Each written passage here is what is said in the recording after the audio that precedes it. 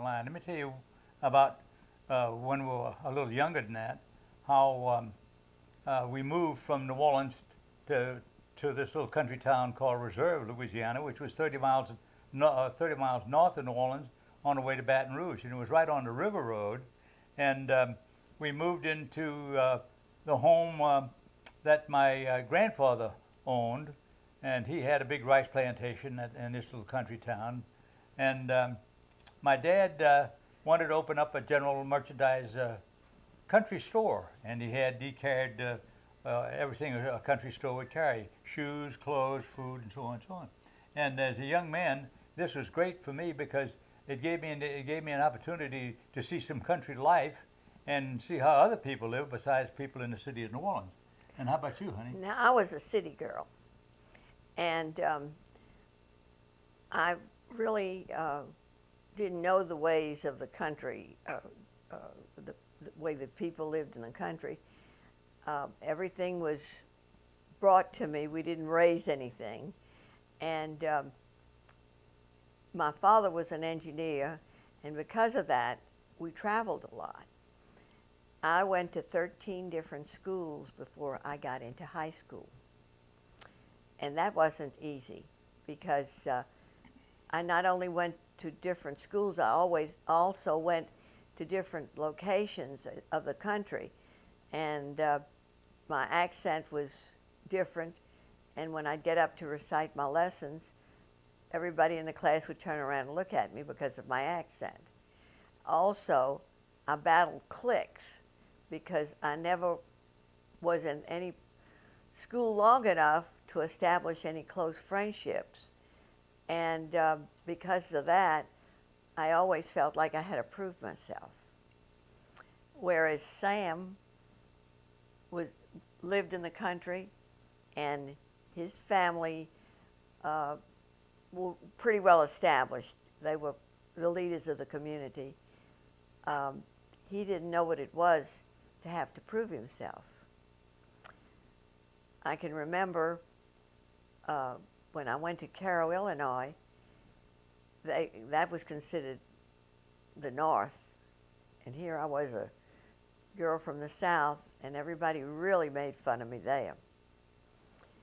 And then I moved back to New Orleans, and that's when I moved back during the Depression.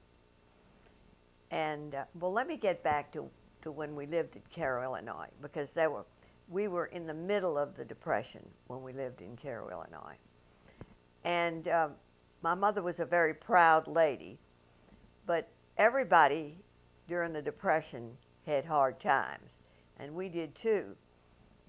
And the bad part about our hard times was we were living in a rented house, and that was before electric refrigerators. And we had a refrigerator on our back porch. It was not a refrigerator, it was an ice box.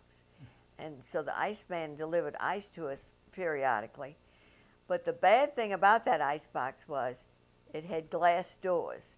And my mother was horrified to think that she had an ice box that was empty. So to compensate for that, she never threw any of the cartons, the food cartons away, so she could put the empty cartons in the ice box to make it always look full.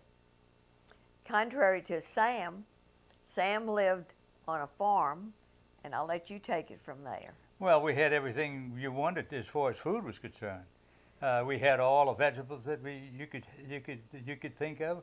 We had all sort of animals. We had chickens, ducks, guinea hens, and we had turkeys and what have you. But talking about turkeys, let me tell you about this.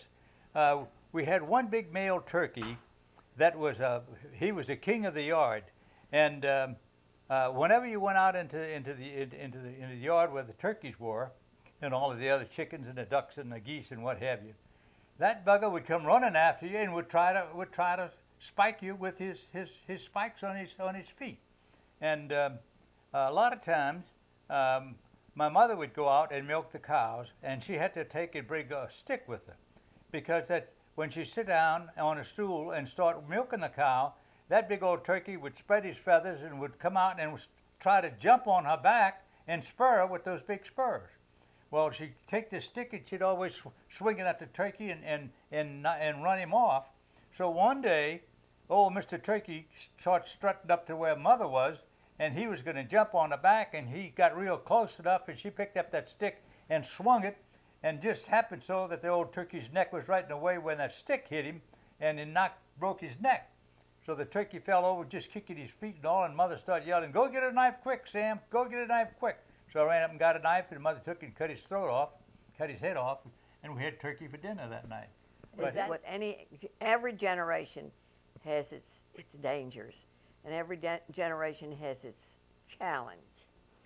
And when I lived in Cairo, Illinois, the challenge, of course, was to prove myself. Well, I finally did prove myself, and I was accepted with the group. And lo and behold, Daddy was transferred back to New Orleans. So by that time, I was in high school.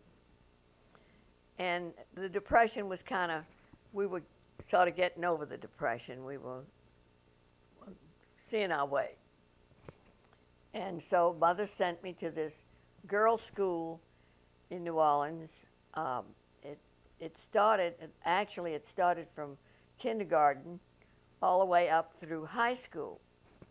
Well, here I am again. I have to prove myself, because most of the students in this school started in kindergarten. So they were the in crowd.